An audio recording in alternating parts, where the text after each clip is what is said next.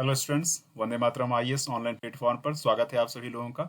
आज का हमारा टॉपिक है एग्री कमोडिटी ट्रेडिंग यानी कृषि जिन्स व्यापार। बड़ा ही महत्वपूर्ण टॉपिक है, टेक्निकल थोड़ा है, इसको समझेंगे। तो देखो, सामान्य रूप से बाजार को तो आपने ऐसे देखा ही है, जहां क्रेता और विक्रेता आमने सामने हैं। जो कमोडिटी है, जिसको बेचना या खरीदना है, वो भी सामने में है। मोल भाव करके खरीद लिया जाता है। यहाँ भी आप देख रहे हैं आभूषणों का बाजार है या दुकान कोई है। यहाँ आभूषण आपके सामने में है और क्रेता विक्रेता सामने में उस चीज को देख के खरीदते हैं। यहाँ भी लगभग वही बात है, लेकिन एक आधुनिक तरीके का ट्रेडिंग सिस्टम भी काम करता है, जिसमें क्या होता है कि जो सामान है वो सामने में नहीं है। ठीक है, जो कमोडिटी है वो सामने में नहीं है और खरीदने बेचने वाला भी आमने सामने नहीं है, फिर भी व्यापार होता है। राष्ट्रीय अंतर्राष्ट्रीय स्तर पर करोड़ों अरबों का व्यापार होता है। मुख्य रूप से हमारे इकोनॉमी में, जो अभी मॉडर्न इकोनॉमी चल रही है, उसमें इसी तरह का व्यापार होता है। ये तो व्यापार बहुत छोटे स्तर पे, इसकी बात ज़्यादा की जाती है, ये हमारे सामने ज़्यादा दिखता है, बट ये दिखता नहीं है, लेकिन व्यापार इसी में ज़्यादा होता है। तो हम लोग अभी जो देखेंगे कृषि जिन्स व्यापार, वो इसी संदर्भ में देखेंगे, इसी मॉडर्न ट्रेडिंग सिस्टम के अंतर्गत देखेंगे। हम आगे बढ़े इसके पहले कृषि जिन्स व्यापार के संदर्भ में, क्योंकि ये टॉपिक बहुत बड़ा है, इसलिए इसको होलिस्टिक वे से समझेंगे और फिर कृषि वाले में हम फिर फोकस करेंगे। ठीक है, तो इसमें आपको ट्रेडिंग पहले समझना है। ट्रेडिंग मतलब व्यापार, लेकिन जो मॉडर्न ट्रेडिंग सिस्टम है उसको पहले समझना है। फिर इसी में आपको एक्सचेंजेस को समझना है, क्योंकि ये जो व्यवसाय होता है ये एक्सचेंजेस के थ्रू होता है। इसमें भी दो तरह का होगा, एक तो स्टॉक एक्सचेंज होगा और एक कमोडिटी एक्सचेंज होगा। ठीक है, इसके अलावा आपको डेरिवेटिव समझना है। डेरिवेटिव्स चार होते हैं, आगे हम देखेंगे, फॉरवर्ड, फ्यूचर, ऑप्शन और स्वैप्स। ठीक है, इन चारों को देखेंगे। तो चलिए सबसे पहले हम लोग स्टार्ट करते हैं ट्रेडिंग को। ट्रेडिंग को समझते हैं। ट्रेडिंग को तो हिंदी में क्या कहेंगे? व्यापार कहेंगे। लेकिन ये व्यापार जो है, अगर मॉडर्न ट्रेडिंग सिस्टम के अंतर्गत हम बात करें तो ये दो तरह का हो सकता है। एक तो शेयर्स का हो सकता है, यानी शेयर का ट्रेडिंग, शेयर का ट्रेडिंग हो सकता है। और दूसरा जो है कमोडिटी का हो सकता है। कमोडिटी मतलब कोई वस्तु, किसी वस्तु का हो सकता है। वस्तु क्या क्या हो सकते हैं उसको हम बाद में देखेंगे। ठीक है वो आगे आपको चार श्रेणियां उसमें देखने को मिलेंगी। शेयर ट्रेडिंग का जो काम होता है वो कहाँ होता है? स्टॉक एक्सचेंज में होता है, पीछे मैंने बताया स्टॉक एक्सचेंज में होता है। कमोडिटी ट्रेडिंग जो होती है वो कहाँ होता है? कमोडिटी एक्सचेंज में होता है।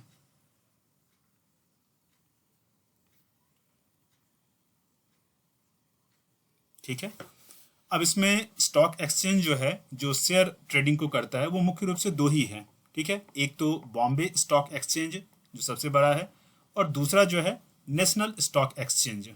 ठीक है, इसके बारे में बाद में बात करने का मौका मिलेगा। अभी तो हमारा कमोडिटी का मामला है, क्योंकि कृषि व्यापार को हम लोग देख रहे हैं। ठीक है, तो इसमें कमोडिटी जो है, चार तरह के कमोडिटी हो सकते हैं, चार तरह के, चार कैटेगरी हैं। ठीक है, तो 4 टाइप्स ऑफ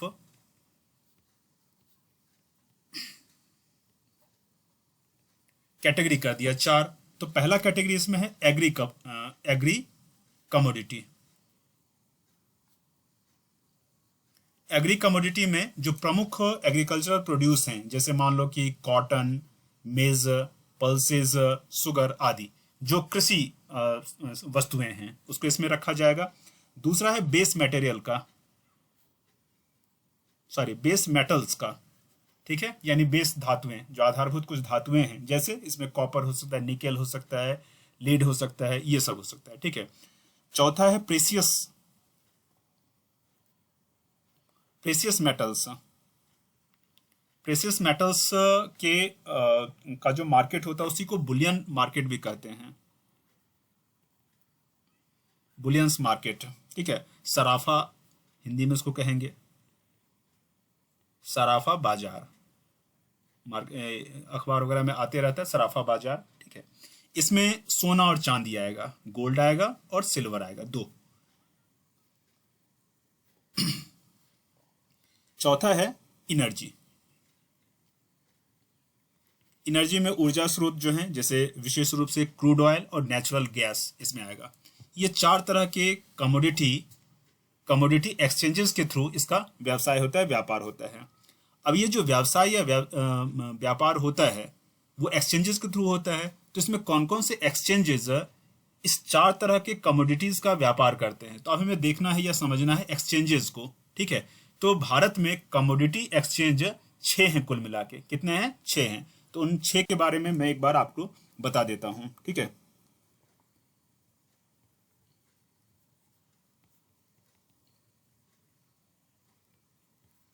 कमोडिटी एक्सचेंजेज तो 6 हैं, और 6 में प्रमुख जो 4 हैं, शुरुआती जो 4 होगा उसका विस्तार से हम लोग आगे क्लास में देखेंगे, पूरे डिटेल में देखेंगे, तो इसलिए उसके बारे में ज़्यादा विस्तार नहीं बताऊंगा, बस संकेत कर देता हूं।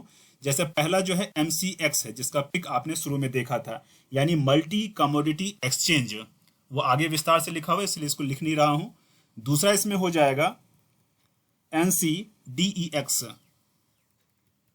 यानी कि national commodity and derivatives exchange.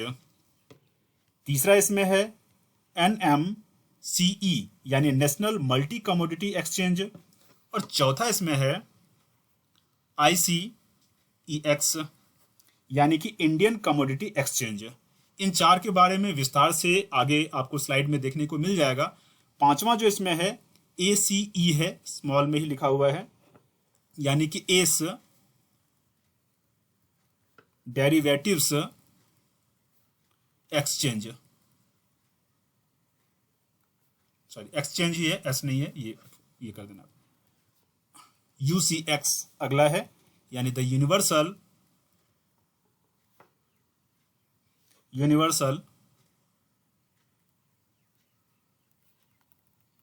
Commodity exchange. ठीक है, इन शुरुआती 4 के बारे में विस्तार से जानना आवश्यक है, इन दोनों का नाम जानना ही काफी रहेगा। अब कुछ और बातों को बता देता हूं, जैसे जो कमोडिटी एक्सचेंज है या फिर स्टॉक एक्सचेंज है, इन दोनों को रेगुलेट कौन करता है? चाहे कमोडिटी एक्सचेंज हो या फिर स्टॉक एक्सचेंज हो, ये रेगुलेट जो है, कौन रेगुलेट करता है? तो सेबी करता है। कौन करता है? सेबी, यानी securities and exchange board of India. अब एक टर्म आपको आएगा, उसका नाम है FMC, यानी कि forward markets commission, forward market commission. ठीक है, फॉरवर्ड मार्केट क्या होता है वो सब हम आगे देखेंगे। पीछे जो मैंने आपको बताया था ये वाला डेरिवेटिव्स, उसी में फ्यूचर फॉरवर्ड ये सब आ जाएगा। ठीक है, तो यहाँ FMC का मतलब क्या हो गया? Forward market commission. ठीक है, अब क्या है कि ये जो है काम कर रहा था कब से? ये 1953 से कमोडिटी एक्सचेंजेस को रेगुलेट करने का काम कर रहा था। 1953 से FMC कमोडिटी एक्सचेंज को रेगुलेट करने का काम कर रहा था, लेकिन 2015 में FMC को सेबी में मर्ज कर दिया गया, यानी मिला दिया गया। तो अब जो है स्टॉक एक्सचेंज या फिर कमोडिटी एक्सचेंज, दोनों को रेगुलेट करने का काम कौन कर रहा है? सेबी ही कर रहा है। क्लियर है इतनी बात? तो चलिए, इतनी बात को हमने देख लिया, समझ लिया। अब हम आगे बात करते हैं। आगे अब जो हमारा टॉपिक होगा, आई होप आप इस बात को बेसिकली समझ गए होंगे कि ये आधारभूत रूप से ये क्या है, एक्सचेंजेस क्या होते हैं। एक्सचेंज का मतलब है कि जिसके थ्रू व्यापार किया जाए। ठीक है, जिसके थ्रू जो है व्यापार किया जाए उसको एक्सचेंज कहते हैं। तो स्टॉक वाला अलग होता है। स्टॉक वाला क्या होता है इसको भी थोड़ा बता देता हूँ। स्टॉक वाला क्या होता है, यानी कि शेयर ट्रेडिंग क्या होता है? शेयर का मतलब होता है हिस्सा। इसके बारे में आगे हम बात करेंगे अगले क्लासेस में, अगले चैप्टर्स में, लेकिन थोड़ा बता देता हूँ। शेयर का मतलब होता है हिस्सा। जैसे मान लो कि मैंने कोई कंपनी स्टार्ट की है और मेरा कंपनी अच्छा ग्रो कर रहा है, उसके बाद मुझे अपने कंपनी को और विस्तार करना है, मुझे पूंजी की आवश्यकता है। तो पूंजी या तो मैं बैंक से लोन के रूप में ले सकता हूं, अपना पूंजी लगा सकता हूं, लोन के रूप में ले सकता हूं, लेकिन इन दोनों ऑप्शन के अलावा एक तीसरा ऑप्शन ये हो सकता है कि मैं जनता से ले सकता हूं पैसा। तो किसके थ्रू लूंगा? तो स्टॉक एक्सचेंजेस के थ्रू लूंगा। ठीक है, और अगर मैं शेयर अपना बेचता हूं, यानी जनता उसको खरीदती है, तो जनता एक तरह से मेरे कंपनी के प्रॉफिट में और लॉस में हिस्सेदार हो जाएगी। अगर मुझे प्रॉफिट मिलेगा तो जिन लोगों ने मेरा शेयर खरीदा है उनको भी प्रॉफिट मिलेगा, जिन लोगों ने शेयर खरीदा है, अगर कंपनी को लॉस हो रहा है तो उनको भी लॉस सहना होगा। तो ये कुल मिला के शेयर ट्रेडिंग का मामला हो गया स्टॉक एक्सचेंज के माध्यम से। इसमें कोई वस्तु नहीं होती है, कंपनी वस्तुओं का व्यापार वगैरह कुछ कर रही है, बस शेयर लिया गया है, यानी कंपनी की हिस्सेदारी ली गई है। बट कमोडिटी एक्सचेंज में क्या होता है कि बजाते यहाँ कमोडिटी का जो है व्यापार होता है, वो भी सामने में नहीं होता है, लेकिन कमोडिटी का हम लोग एक्सचेंज करते हैं, ट्रेड करते हैं। ठीक है, अब चलिए आप लोगों को आगे बताता हूं कि ये जो कमोडिटी का एक्सचेंज किया, कमोडिटी का जो ट्रेड किया जाता है या शेयर का जो ट्रेड किया जाता है, उसको करने का तरीका कुछ होगा, है ना, उसको करने का कुछ तरीका होगा। तो वो जो तरीके हैं वो डेरिवेटिव्स कहलाते हैं। क्या कहलाते हैं? डेरिवेटिव्स, या उसको एग्जैक्टली अगर कहें तो फाइनेंशियल डेरिवेटिव्स कहलाएंगे।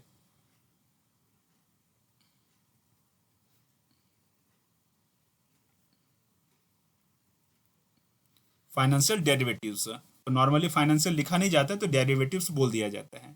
डेरिवेटिव का मतलब क्या होता है? देखो, डेरिवेटिव का मतलब ये हुआ कि जो किसी अन्य चीज से डेराइव हुआ है, जो किसी अन्य चीज से निकला है, यानी जिसका मूल्य किसी अन्य चीज के मूल्य पर निर्भर है। इसको मैं समझाने के लिए ऐसे समझाऊं, जैसे मान लो कि शुगर है, चीनी, है ना, तो चीनी कहां से निकला है? यहां कहां से निकला है का मतलब है कि इसका मूल्य किस चीज पर आधारित है। इसका मूल्य जो है शुगर केन पे आधारित है ना। शुगर का मूल्य जो है शुगर केन पे आधारित है। शुगर केन से बना है ये बोलने का मतलब नहीं है, शुगर का मूल्य शुगर केन पर आधारित है ये बोलने का मतलब है। या फिर मान लो कि शेयर है, ठीक है, ये किस पे निर्भर है? ये कंपनी पे निर्भर है, ये कंपनी पे निर्भर है, ठीक है। तो कंपनी क्या कहलाएगा या शुगर केन क्या कहलाएगा? ये जो कहलाएगा अंडरलाइंग एसेट कहलाएगा।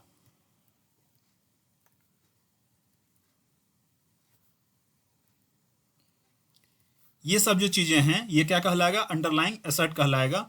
और ये शुगर, शेयर और अन्य चीजों को मैं लिख दूंगा, ये सब क्या कहलाएंगे? ये डेरिवेटिव्स कहलाएंगे। ये क्या कहलाएंगे? डेरिवेटिव्स कहलाएंगे। क्यों डेरिवेटिव्स कहलाएंगे? क्योंकि इनका मूल्य जो है इनके मूल्य पर आधारित है।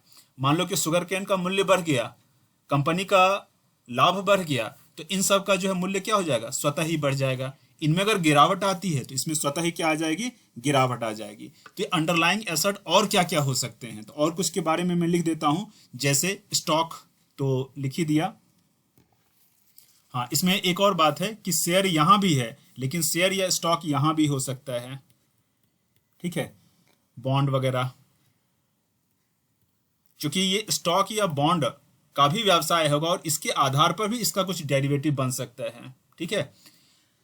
इसके अलावा प्रॉपर्टी हो सकती है, जैसे कंपनी खुद भी अपने आप में प्रॉपर्टी है, प्रॉपर्टी हो सकती है, कोई कमोडिटी हो सकती है। इसको समझने में थोड़ा कष्ट होगा शुरू में, लेकिन फिर से मैं रिवाइज करवा दूंगा, दिमाग में सेट इसको करना है। जो इकोनॉमी का सेक्शन है उसमें बहुत सारी ऐसी बातें होती हैं जो बहुत स्पष्ट समझ में नहीं आती हैं, ठीक है। तो उस समय हमें जितनी चीज़ों की आवश्यकता है उतना समझ लें। तो अभी हम यूपीएससी के लिए तैयारी करें तो यूपीएससी के हिसाब से टर्मिनोलॉजी और अन्य चीज़ों को समझ लेते हैं, दिमाग में सेट कर लेते हैं, एग्जाम हमारा हो जाए। क्योंकि इन सब का बहुत ज़्यादा विस्तार है, एक एक चीज़ पे समझ जाओ एक एक किताब बन सकता है। तो बस ये समझ आएंगे कि जिस किसी के आधार पर किसी चीज़ का मूल्य निर्भर करता है, तो जैसे इन सभी चीज़ों का मूल्य निर्भर करता है इन सभी चीज़ों पर, ठीक है, अलग अलग चीज़ों पे। जैसे शुगर का मूल्य शुगर केन पे निर्भर करता है, किसी शेयर का मूल्य जो है उसके कंपनी के प्रॉफिट पे निर्भर करता है। उसी तरह से बॉन्ड हो सकता है, प्रॉपर्टी हो सकता है, कमोडिटी हो सकता है। ये सब बेसिक चीज़ें हैं, अंडरलाइंग एसेट्स हैं। इन सब के आधार पे किसी का मूल्य क्या होगा? निर्भर करेगा, ठीक है। अब ये डेरिवेटिव्स हो गए। अब डेरिवेटिव्स का क्या होता है? डेरिवेटिव्स कुल मिला के 4 तरह के डेरिवेटिव्स होते हैं, उसको मैं यहां भी लिख रहा हूं। डेरिवेटिव्स कितने तरह के हो सकते हैं? 4 तरह के हो सकते हैं। यानी कि किसी भी चीज का जो व्यवसाय है, ट्रेडिंग जो है, वो 4 तरीके से हो सकती है, 4 शर्तों के माध्यम से हो सकती है, 4 तरह के, हम ये कह सकते हैं कि 4 तरह के कॉन्ट्रैक्ट के माध्यम से हो सकती है। इसको मैं ऐसे पहले आपको समझा दूं। जैसे मान लो कि मुझे कोई सामान लेना है, सपोज करो कि किसी के खेत में अनाज है, ऐसे नॉर्मल एग्जांपल दे रहा हूं बस समझाने के लिए, ताकि आपको पता चले कि डेरिवेटिव्स का मतलब क्या है। डेरिवेटिव्स का मतलब, फिर से बोल रहा हूं कि इसका मतलब एक तरह से का समझौता है, ठीक है, कॉन्ट्रैक्ट्स है। तो हम जब खरीद या बिक्री करते हैं किसी चीज की, तो कोई ना कोई समझौता तो रहता ही है हमारे पास, ठीक है। तो वो जो समझौता है अलग अलग तरीके के समझौते हो सकते हैं, तो कुल मिला के 4 तरह के समझौते हो सकते हैं, ठीक है।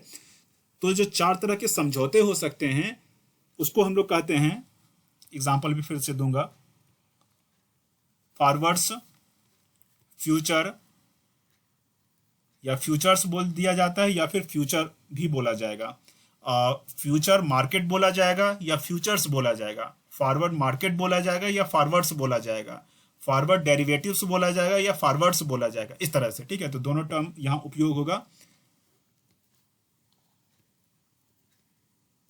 ऑप्शंस, तो ऑप्शन डेरिवेटिव बोला जाएगा, ऑप्शन मार्केट बोला जाएगा या ऑप्शंस बोल दिया जाएगा, ठीक है। उसी तरह से स्वैप,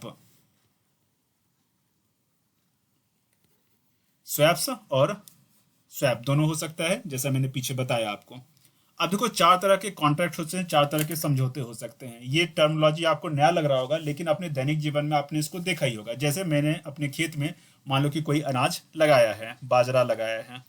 अब इस बाजरे की बिक्री मुझे करनी है, तो मैं क्या करूंगा, किसी जो व्यवसायी है उसके साथ एक कॉन्ट्रैक्ट कर लूंगा।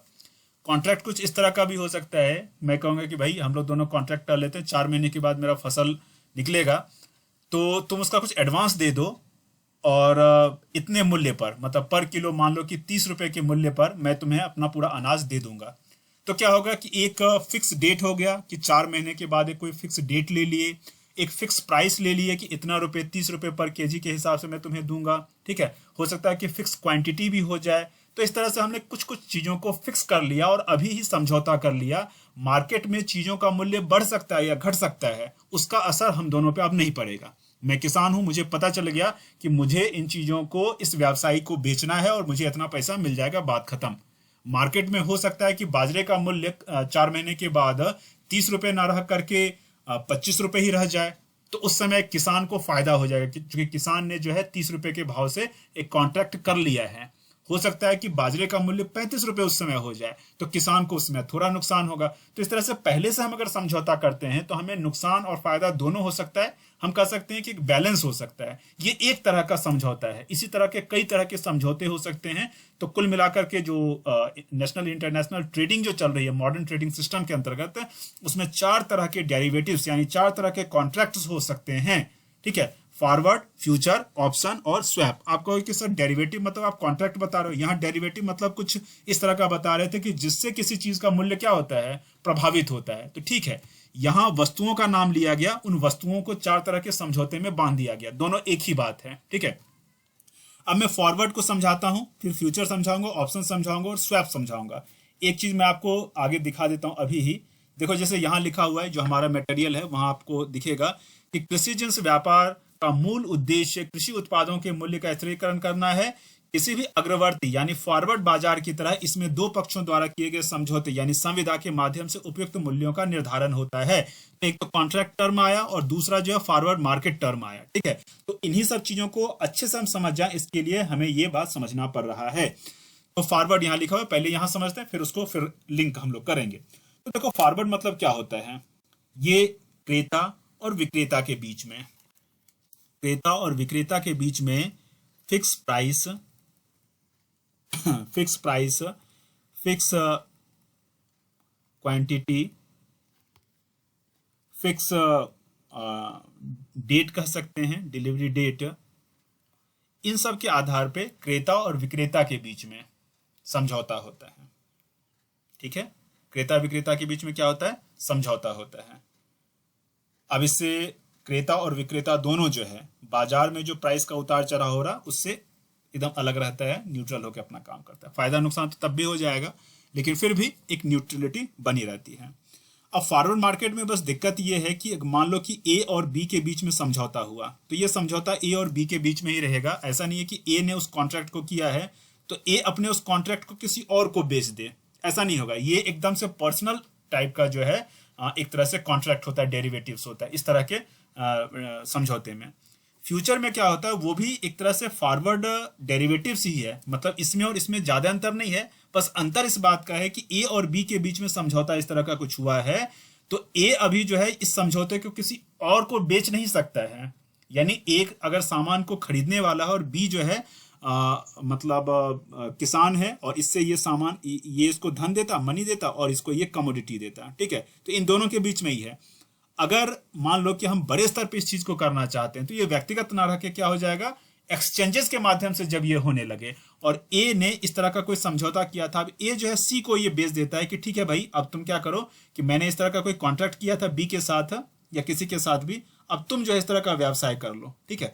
तो जब बड़े स्तर पर फॉरवर्ड मार्केट के ही चीजों को बड़े स्तर पर जब किया जाने लगे तो उसको फ्यूचर मार्केट कहा जाता है। इसमें क्या हो जाता है कि दो लोगों के बीच में समझौता ना हो करके इस तरह का कोई समझौता होता है, उसको ए जो है सी को, डी को, ई को, एफ को, किसी को भी वो अपना बेचते रहे। तो फ्यूचर मार्केट मुख्य रूप से जो है यहाँ एक्सचेंजेस के माध्यम से, यहाँ एक्सचेंजेस का रोल हो जाता है। ठीक है, एक्सचेंजेस क्या क्या होते हैं वो पीछे आपने देखा था, ये 6 जो एक्सचेंजेस होते हैं, इनके थ्रू जब व्यवसाय होने लगे, दो पक्षों का व्यक्तिगत मामला ना हो, तो उसको फ्यूचर मार्केट का मामला मानेंगे या फ्यूचर डेरिवेटिव्स मानेंगे। यहां बात क्लियर है। लेकिन हाँ, इसमें क्या होता है कि फॉरवर्ड में कि किसी भी चीज को लेकर समझौता दो पक्ष कर लो, इसमें किसी भी चीज को लेकर नहीं किया जाएगा, कुछ फिक्स कमोडिटी ही रहेगा। तो जैसे पीछे आपने देखा था कि 4 तरह के कमोडिटीज थे, इन्हीं 4 तरह के कमोडिटीज में ही व्यवसाय होता था, है ना। तो एक्सचेंजेस के थ्रू जब व्यवसाय होगा तो एक्सचेंजेस क्या करेंगे कि कुछ स्टैंडर्ड एक मानक बना देंगे, एक स्टैंडर्ड बना देंगे, इन्हीं सब चीजों का व्यवसाय होगा। ठीक है, तो फिर से मैं बोल रहा हूं कि फॉरवर्ड दो लोगों के बीच में होता है, व्यक्तिगत टाइप का मामला है, एक्सचेंजेस का कोई रोल नहीं है। जब यही फॉरवर्ड जो है बड़े स्तर पे होने लगता है, इसमें भी जो है fix price, fix quantity, fix date वगैरह होता है, लेकिन दो लोगों के बीच में व्यक्तिगत नहीं बल्कि बड़े स्तर पर ये व्यवसाय ट्रेडिंग होने लगे, एक्सचेंजेस के थ्रू जब ट्रेडिंग होने लगे, तो उसको फ्यूचर मार्केट कहेंगे, फ्यूचर डेरिवेटिव कहेंगे या फिर फ्यूचर्स कहेंगे। क्लियर है यहाँ? ठीक है, अब जो है ऑप्शंस पे आते हैं। ऑप्शंस किसको कहते हैं इसमें भी मैं बता दूं, वैसे ऑप्शन अभी का टॉपिक नहीं है, ये बाद का टॉपिक है, लेकिन फिर भी इसके बारे में फिर से बाद में कभी बात करेंगे, लेकिन फिर भी थोड़ा थोड़ा बता देता हूं। एक होता है कॉल ऑप्शन, एक होता है पुट ऑप्शन। यहां भी बात वही है कि फिक्स प्राइस होगा, फिक्स क्वांटिटी होगी, फिक्स डेट होगा, सब चीज फिक्स हो जाएगा और एक कॉन्ट्रैक्ट हो जाएगा बायर और सेलर के बीच में। ठीक है, बायर और सेलर के बीच में क्या हो जाएगा, एक कॉन्ट्रैक्ट हो जाएगा। लेकिन कॉल ऑप्शन में क्या होगा कि कोई मान लो कि बाय करने वाला है, ठीक है, कोई व्यक्ति जो है बाय करने वाला है, तो उसको अगर बाय करने का ऑप्शन मिला हुआ है, भविष्य में बाय करने का ऑप्शन मिला हुआ है, तो उसको जो है कॉल ऑप्शन कहेंगे। जैसे इसको ऐसे समझाता हूं मैं, जैसे मान लो कि दो पक्षों ने, ए और बी ने, ए करके कोई व्यक्ति है, बी करके कोई व्यक्ति है, ये बाय इसको करना है या बायर है, ये इसको सेल करना है, ये सेलर है। ठीक है, अब ए ने ए को बाय करना है, क्या बाय करना है, कुछ भी चीज मान लो बाय करना है, इसके पास सामान आएगा, ठीक है, इसके पास जो है क्या आएगा, कमोडिटी आएगा, या कुछ भी आ सकता है, कई सारी चीजों का हो सकता है, और ये इसको धन देगा, मनी देगा। दोनों के बीच में एक कॉन्ट्रैक्ट हो गया। ये कॉन्ट्रैक्ट नॉर्मली फ्यूचर कॉन्ट्रैक्ट ही होता है, मतलब भविष्य वाला ही कॉन्ट्रैक्ट होता है। लेकिन ए किसी चीज को खरीदता है, सपोज करो कि क्या खरीदता है, मान लो कि कोई कृषि जिन्स की ही बात कर रहे थे, वैसे कृषि जिन्स का व्यवसाय इसमें नहीं होता है, लेकिन फिर भी थोड़ी देर के लिए मान लो कि कोई प्रॉपर्टी मान लो खरीदता है या गोल्ड खरीदता है, गोल्ड खरीदना है, ए और बी के बीच में गोल्ड का व्यवसाय होना है। अब ए को क्या है कि बी से गोल्ड लेना है, कमोडिटी लेनी है, ठीक है, इसके लिए क्या करेगा कि एडवांस में कुछ पैसा ये दे देगा, उसको टोकन अमाउंट आप कह सकते हैं कि ये टोकन अमाउंट दे करके, मान लो कि 10 लाख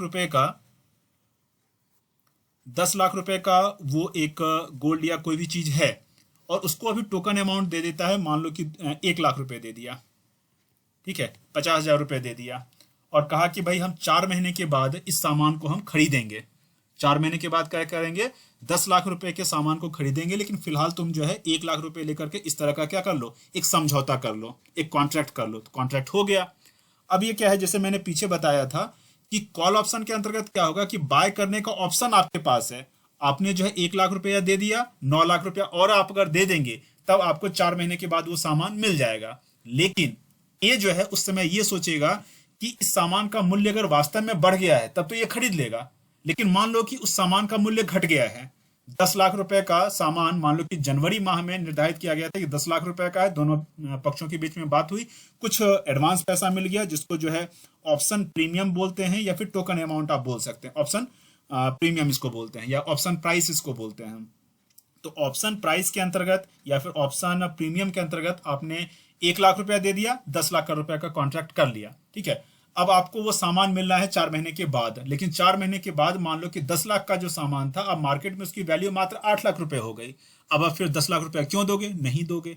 ठीक है, तो इस तरह से बायर के पास ये ऑप्शन होता है, तो इसीलिए इसको कहते हैं कॉल ऑप्शन, कि वो 4 महीने के बाद जब भी कॉन्ट्रैक्ट किया गया है, डेट जो फिक्स किया गया, उसमें वो सामान को लेता है या नहीं लेता है। चाहे तो ना ले तो उसका जो टोकन अमाउंट है मान लो कि खत्म हो गया, चला गया, बी के पास ही चला गया। ठीक है, एक दूसरा ऑप्शन होता है पुट ऑप्शन, उसको कहते हैं। उसके अंतर्गत क्या होता है कि किसी भी चीज को सेल करने का ऑप्शन होता है, किसी भी चीज को सेल करने का ऑप्शन होता है। मान लो कि बी, ए को ही ऑप्शन ये है कि ये बी के साथ इस तरह का कुछ कॉन्ट्रैक्ट करता है कि भाई 4 महीने के बाद मैं इस 10 लाख रुपए का सामान तुम्हें क्या करूंगा, 10 लाख रुपए का सामान तुम्हें दूंगा।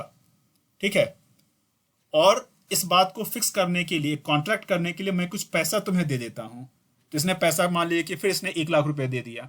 अब ये देखेगा कि सामान का जो मूल्य है वो अगर बढ़ गया तो ये नहीं बेचेगा सामान को, लेकिन सामान का मूल्य घट गया तो ये बेच देगा। तो दो तरह के ऑप्शंस होते हैं, एक को कॉल ऑप्शन कहते हैं, एक को पुट ऑप्शन कहते हैं। आई होप ये समझ गए होंगे।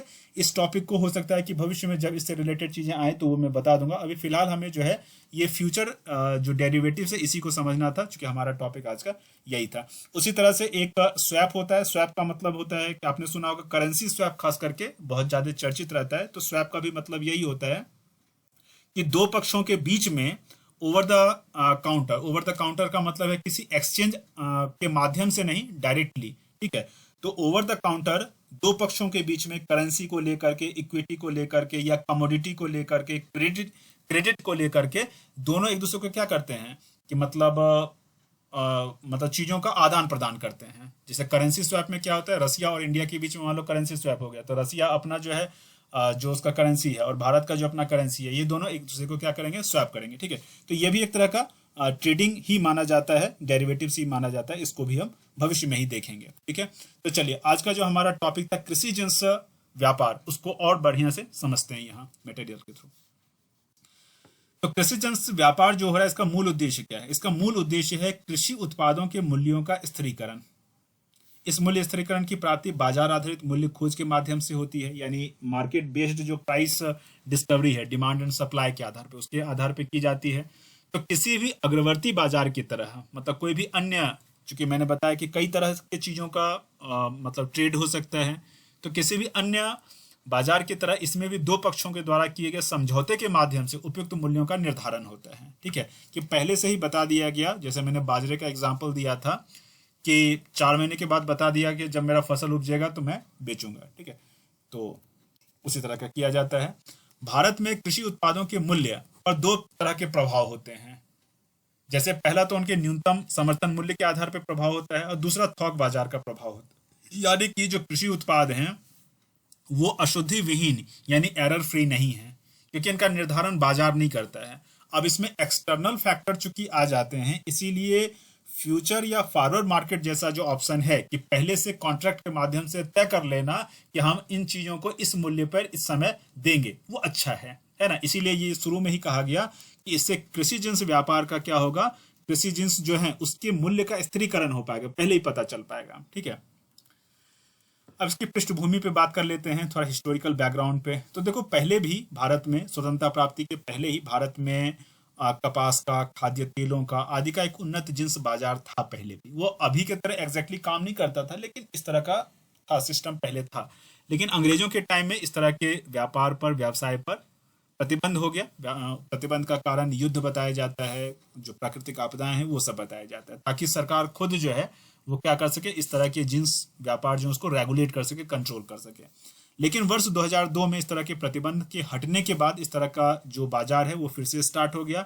अब इसके बाद राष्ट्रीय और प्रादेशिक जो जिन्स एजेंसियां हैं, यानी कमोडिटी एक्सचेंजेस, बहुत सारे कमोडिटी एक्सचेंजेस का क्या हुआ, उदय हुआ, जिनका विनियमन सितंबर 2015 से सेबी के हाथों में है। तो जैसे पीछे भी मैंने आपको बताया कि पहले के इस तरह के जो व्यवसाय थे उसका जो रेगुलेशन था वो किसके द्वारा किया जा रहा था, एफएमसी के द्वारा किया जा रहा था, यानी फॉरवर्ड मार्केट कमीशन के द्वारा किया जा रहा था।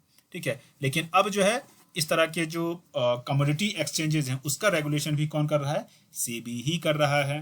अब जो शुरुआती 4 जो मुख्य जिन्स एक्सचेंजेस हैं, यानी कमोडिटी एक्सचेंजेस हैं, उसको देख लेते हैं। तो पहला है national commodity and derivative exchange NCDEX, यह देश का सबसे बड़ा कृषि जिंस एक्सचेंज है, जिसका सकल व्यवसाय में कृषि जिंसों की हिस्सेदारी 99.9% है।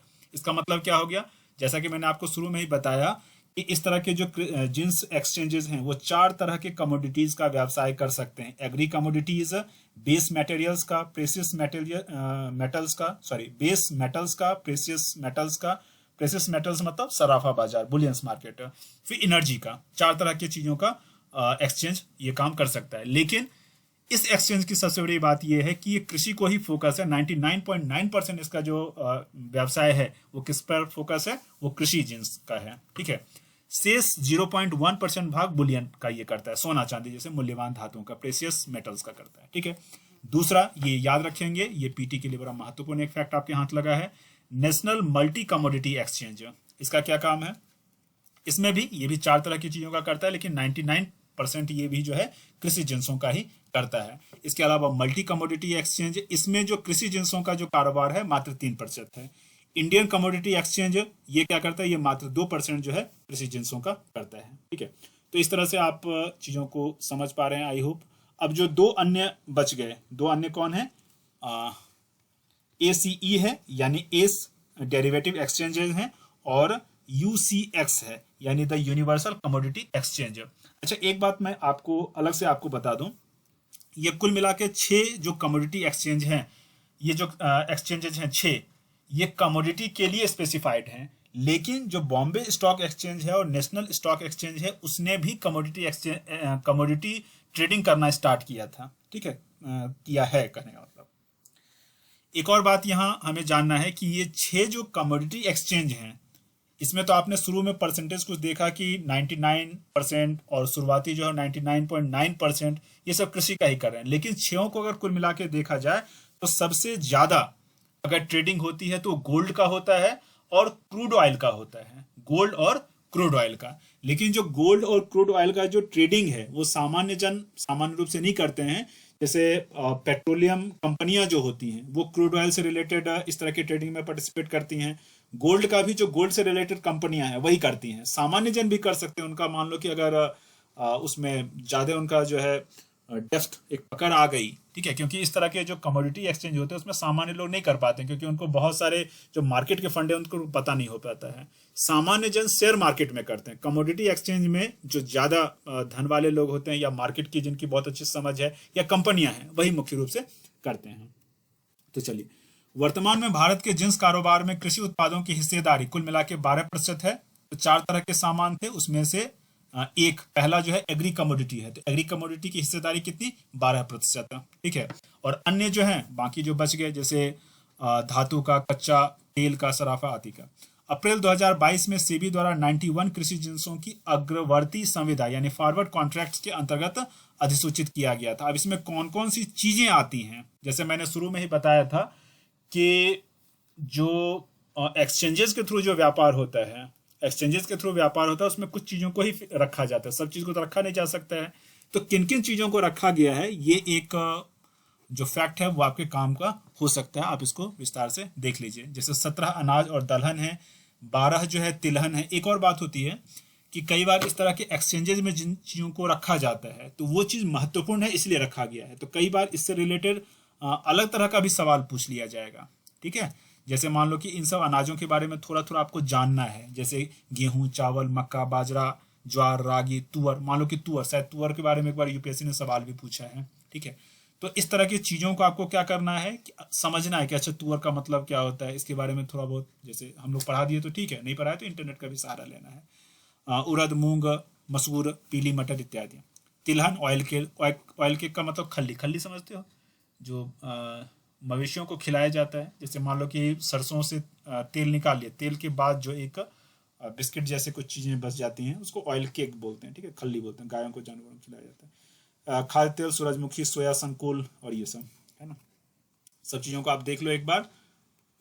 ये सब लिस्टिंग है, आप लोगों को देखना है। मधुरा का मतलब जो मीठी चीजें हैं यानी चीनी, गुड़, बागवानी फसल, कोकोआ, कॉफी, रबर, चाय। वर्तमान में देश कि कृषि जिन्स कारोबार में रूपांतरकारी बदलाव आया है, क्योंकि सरकार के द्वारा इस क्षेत्र में भंडारण संभार तंत्र यानी लॉजिस्टिक वित्त पोषण व्यवस्थाओं को सुदृढ़ता और औपचारिकता प्रदान करने पर बल दिया जा रहा है। ठीक है, इसके अलावा जो ITC information communication and technology से भी सबको जोड़ा जा रहा है। तो कृषि जिन्स व्यवसाय जो है वो एक नेक्स्ट लेवल पर पहुंच पाया है। कृषि व्यापार को बढ़ावा देने से अर्थव्यवस्था के साथ ही कृषकों को भी प्रत्यक्ष लाभ मिलता है। क्या फायदा होगा, तो देखते हैं। पहली बात तो जो स्थिर मूल्यों का लाभ विक्रेताओं को मिलेगा, यानी कि किसान और व्यापारी को मिलेगा, क्रेताओं को भी मिलेगा। स्थिर मूल्यों का तो लाभ सबको मिल सकता है ना। दूसरी बात है कि मौसमी बदलाव के कारण आने वाले मूल्यों की अस्थिरता। कुल मिला के चूंकि कॉन्ट्रैक्ट है और पहले से ही कॉन्ट्रैक्ट ये कर लिया जा रहा है, इसीलिए स्थिर मूल्यों का फायदा जिन जिन को मिल सकता है, जिन जिन स्टेक होल्डर्स को मिल सकता है, वो सब आप यहाँ गिना सकते हैं। आयात निर्यात से होने वाले सकल भंडार की अस्थिरता में भी कमी आएगी। जिन्सों के बाजार आधारित मूल्य खोज द्वारा संबद्ध सभी हितधारकों यानी सभी स्टेक होल्डर्स को लाभ इससे प्राप्त होगा। कुल मिला के बात एक ही है, उसी को घुमा फिरा के 5 बार बोला गया है। ठीक है, यहाँ जो है बार बार जो है, जैसे यहाँ भी फॉरवर्ड कॉन्ट्रैक्ट आ जा रहे हैं, लेकिन जो पीछे मैंने आपको बताया था फॉरवर्ड और फ्यूचर में अंतर, उसमें आप कंफ्यूज नहीं होइएगा, क्योंकि कई बार फॉरवर्ड और फ्यूचर को एक ही टर्म बार बार यूज किया जाता है। ठीक है, तो आप फ्यूचर कॉन्ट्रैक्ट ही समझिएगा, क्योंकि जैसे ही सेबी का मामला आया तो वहीं फ्यूचर कॉन्ट्रैक्ट हो गया, लेकिन फ्यूचर कॉन्ट्रैक्ट वास्तव में फॉरवर्ड कॉन्ट्रैक्ट का ही एक पार्ट माना जा सकता है। तो आशा करता हूँ आज के क्लास में जितने भी टॉपिक पे हम लोगों ने बात किया उस समझ में आया होगा। मिलते हैं फिर अगली क्लास में। जय हिंद।